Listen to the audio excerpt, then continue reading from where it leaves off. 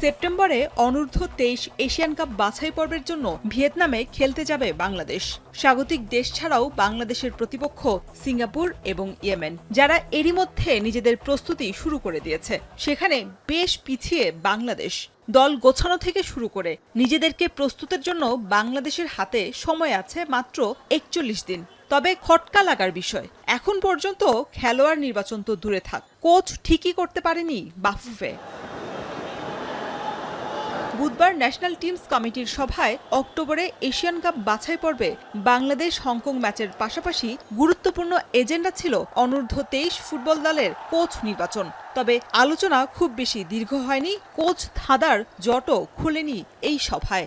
এগুলো আসলে কিছুই হয়নি, কোনো ব্যাপারে কোনো কিছু করা হয়নি। খুব শর্ট একটা হয়েছে ডিসকাশন, কিন্তু একটা হোয়াটসঅ্যাপ কলের মধ্যে মিটিং কল করা হয়েছে। তো আমার মনে হয় এটা প্রেসিডেন্ট সাহেব আরও নিয়ে আলোচনা করবে, কমিটি আরও সবাইকে নিয়ে। তবে অনূর্ধ্ব-23 বাছাই পর্বের আগে দুটি প্রস্তুতি ম্যাচ খেলবে বাংলাদেশ। ন্যাশনাল টিমস কমিটির সভায় শুধু এই সিদ্ধান্তই পৌঁছাতে পেরেছে কর্তারা। বৈঠক শেষে সাংবাদিকদের এই তথ্য নিশ্চিত করেন কমিটির সদস্য আমির খান। আন্ডার-23 টিমের 18 আর 22 তারিখে বাহরাইনের সাথে খেলার একটা কথা হয়েছে। এটা এখন তো আসলে জাস্ট আজকে এটা কনফার্ম করলো। আসলে দুইটা টিমেরই ছিল, তো বাহরাইন আর চায়নাটা যেহেতু হয় নাই, তো বাহরাইন হয়েছে। এই পর্যন্তই আজকে সিদ্ধান্ত হয়েছে।